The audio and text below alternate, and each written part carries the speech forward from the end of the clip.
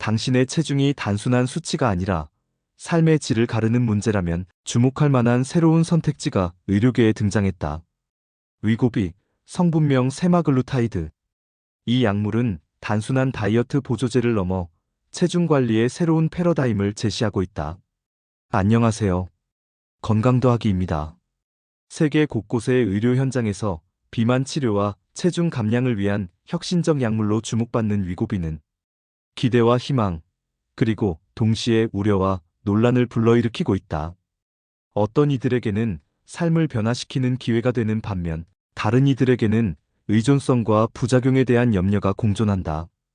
오늘은 위고비의 장점과 단점, 그리고 무엇보다 우리가 반드시 알아야 할 잠재적 부작용과 임상적 고려사항을 중심으로 객관적 시각에서 살펴본다. 위고비란 무엇인가? 위고비는 원래 당뇨병 환자들의 혈당 관리를 위해 개발된 세마글루타이드라는 성분을 고용량으로 투여하여 체중 감소 효과를 확인하고 비만 치료에 활용하게 된 혁신적인 의약품이다. 이 약물은 주 1회 피하 주사 형태로 간편하게 투여되는데 뇌의 시상하부에 작용하여 식욕을 효과적으로 억제하고 포만감을 현저히 높여주어 자연스럽게 음식 섭취량을 줄이는 생리학적 기전을 가진다. 대규모 임상시험에서는 위고비를 식이요법과 적절한 운동 프로그램을 병행했을 때 평균 1520%의 유의미한 체중 감소가 일관되게 보고되었으며 비만과 관련된 다양한 위험인자들 고혈압, 이상지질혈증, 인슐린 저항성 등이 뚜렷한 개선 효과도 함께 관찰되었다. 특히 비만 관련 대사증후군 지표들이 통계적으로 유의미하게 향상된 것으로 여러 연구에서 확인되었다. 장점 1. 체중 감소 효과. 가장 큰 장점은 임상적으로 입증된 체중 감소 효과다. 수천 명 규모의 대규모 임상시험에서 위고비를 정기적으로 복용한 그룹은 위약을 투여받은 대조군에 비해 통계적으로 유의미한 수준의 체중 감량이 일관되게 관찰되었고 다수의 참여자들은 체중의 1020% 이상을 성공적으로 감량했다. 특히 주목할 만한 것은 단순히 체중만 줄어든 것이 아니라 비만과 직접적으로 연관된 고혈압, 고지혈증, 제2형 당뇨병과 같은 대사증후군 관련 위험인자들의 현저한 개선 사례가 다수 보고되었다는 점이다. 이는 위고비가 단순한 체중 감량을 넘어 전반적인 건강 지표에 포괄적 호전을 가져올 수 있음을 시사하며 특히 비만 관련 합병증을 이미 경험하고 있는 환자들에게 의미 있는 임상적 혜택을 제공할 가능성이 높다. 장점 2. 식욕 섭취 조절의 용이성. 세마글루타이드는 인체 내 뇌의 시상하부에 존재하는 포만감 관련 수용체에 직접적으로 작용하여 식욕 조절 메커니즘을 효과적으로 조절함으로써 과도한 식욕을 억제하고 불필요한 과식 충동을 자연스럽게 감소시킨다. 이러한 생리학적 작용 기전은 특히 식이 조절에 있어 심리적 행동적 어려움을 지속적으로 경험해왔던 사람들에게 매우 실질적이고 의미 있는 도움을 제공할 수 있으며 단순한 일시적 효과를 넘어 장기적인 관점에서 건강한 식습관과 적정 체중 유지를 위한 지속적인 생활 습관 변화를 시작하는 데 필요한 초기 추진력이자 심리적 동기부여 요소로 작용할 수 있다. 장점 3. 주사 방식의 편의성. 주 1회 투여라는 편리성도 주목할 만한 장점이다. 매일 약물을 복용하는 방식과 달리 일주일에 단 한 번만 피하 주사를 맞으면 되기 때문에 일상생활 속에서 약물 복용 시간을 놓치거나 잊어버릴 가능성이 현저히 줄어든다.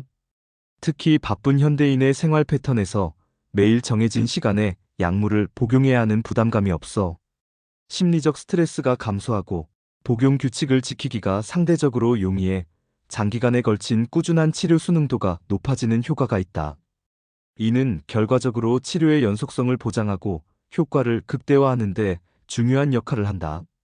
단점 1. 비용 및 접근성. 가장 현실적인 단점은 비용 측면에서의 접근성 제한이다. 위고비는 일반적인 처방약에 비해 상당히 고가의 의약품으로 분류되며 많은 국가와 보험 시스템에서 비만 치료제로서의 보험 적용 범위가 제한적이거나 아예 적용되지 않는 경우가 많다. 특히 장기간에 걸쳐 지속적으로 투여해야 하는 약물의 특성상 누적되는 비용 부담이 상당히 클 수밖에 없으며 거주 국가의 의료보험 체계나 개인이 가입한 민간보험의 보장 범위에 따라 실질적인 경제적 접근성에 현저한 차이가 발생한다.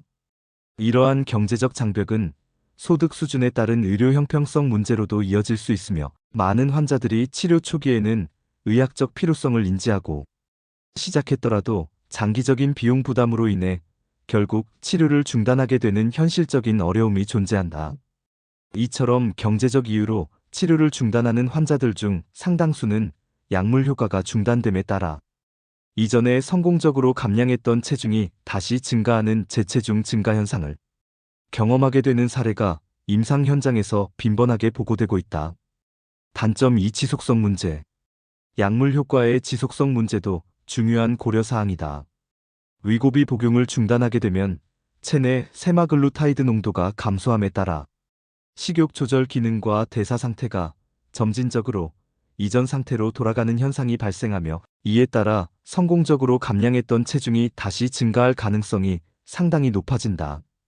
임상 연구에서도 약물 중단 후 6개월에서 12개월 사이에 많은 환자들이 감량했던 체중의 상당 부분을 다시 회복하는 경향이 관찰되었다. 이는 위고비가 단독으로는 영구적인 체중 관리 솔루션이 될 수 없음을 시사하며, 장기적 관점에서 약물 의존 없이도 체중을 안정적으로 유지할 수 있는 지속 가능한 생활 습관 기반의 변화가 반드시 병행되어야 함을 강조한다. 식습관 개선, 규칙적인 신체 활동, 스트레스 관리와 같은 종합적인 생활 방식의 변화가 약물 치료와 함께 이루어질 때 비로소 장기적으로 성공적인 체중 관리가 가능해진다. 단점 3개인별 반응 차이. 모든 사람이 위고비의 동일한 체중 감량 효과를 얻는 것은 아니다.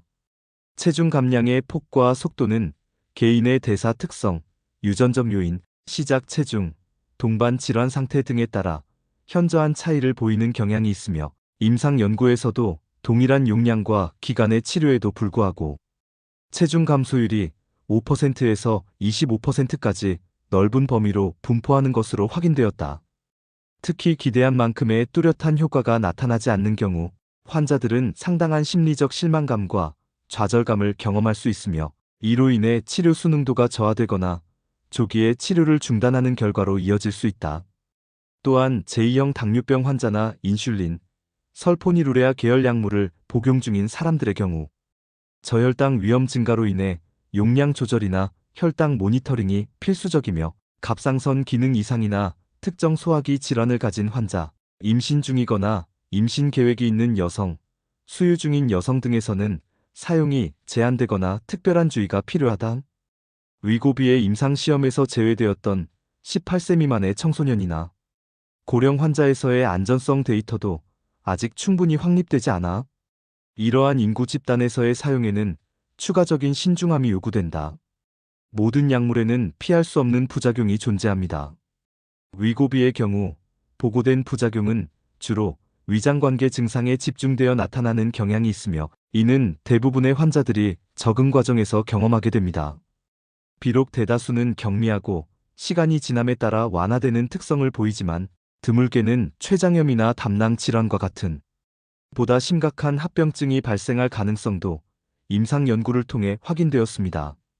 이러한 잠재적 위험성을 고려할 때 위고비 복용을 시작하기 전 의료진과의 상세하고 투명한 상담 과정은 필수적이며, 복용 중에도 정기적인 건강 상태 모니터링과 부작용 관찰을 통한 의료적 관리가 지속적으로 이루어져야 한다.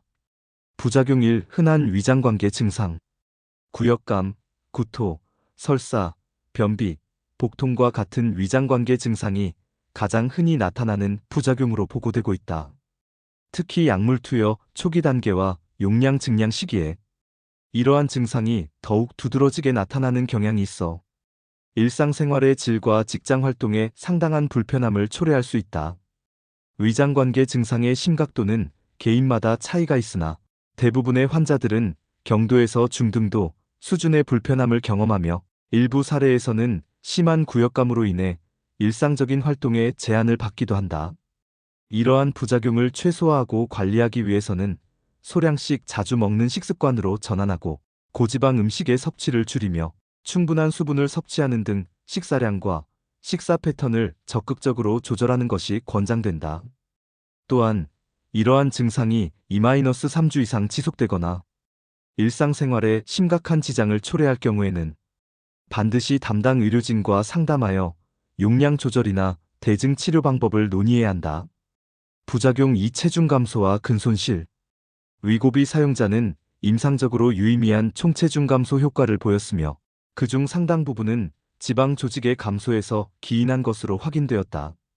그러나 연구마다 결과에 차이가 있으나 일반적으로 지방 감소 비율이 근육량 감소보다 현저하게 높게 나타나는 경향을 보였다.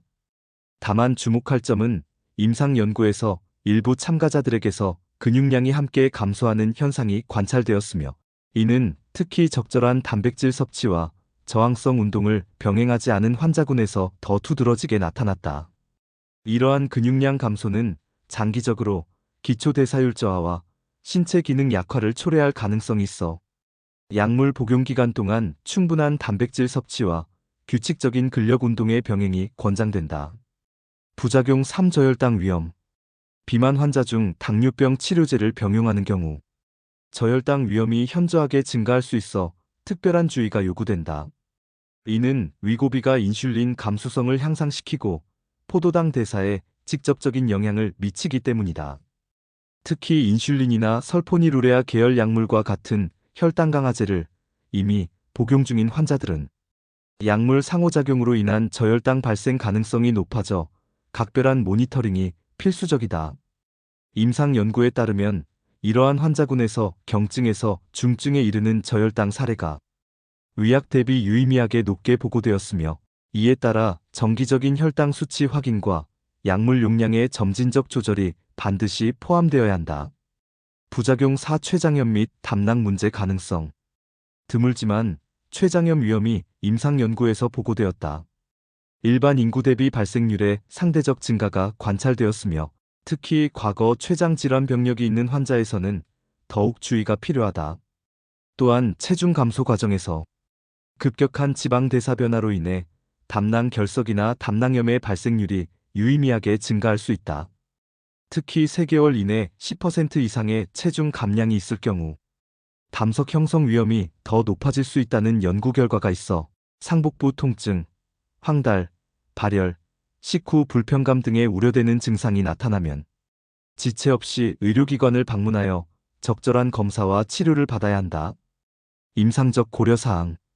위고비는 비만 치료에 있어 하나의 도구에 불과하며 모든 문제를 한 번에 해결해주는 만병통치약이 아니라는 점을 인지해야 한다. 처방 결정은 환자의 체질량 지수 BMI뿐만 아니라 고혈압, 당뇨병 같은 동반 질환의 유무, 과거 병력, 약물 알레르기, 가족력 등을 종합적으로 고려하여 전문 의료진이 신중하게 내려야 한다. 환자는 치료를 시작하기 전 위고비의 구체적인 치료 목표와 현실적으로 기대할 수 있는 체중 감량 범위, 발생 가능한 부작용의 종류와 대처 방법, 그리고 장단기적 경제적 비용 부담에 대해 충분한 설명을 의료진으로부터 받고 충분히 이해한 후 동의하는 과정이 반드시 선행되어야 한다. 또한 위고비 복용 중에는 단순히 체중 변화만 확인하는 것이 아니라 정기적으로 혈압, 혈당, 지질 등 주요 대사 지표들의 변화와 위장관계 증상을 포함한 잠재적 부작용의 발생 여부를 모니터링하며 필요시 용량 조절이 이루어져야 한다. 복용을 고려하는 사람들을 위한 권장사항. 반드시 전문의와 상담하라. 개인 병력, 동반 약물, 임신 가능성 등을 검토받아야 한다. 목표와 계획을 세워라. 단기 감량뿐 아니라 장기 유지 전략을 수립하라. 영양상담, 운동, 행동치료 병행. 비용과 보험 적용 여부를 확인하라.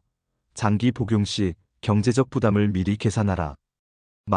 부작용을 주의 깊게 관찰하라. 위장 증상, 복통, 저혈당 증상, 기분 변화 등 이상 증상 발생 시 보고하라.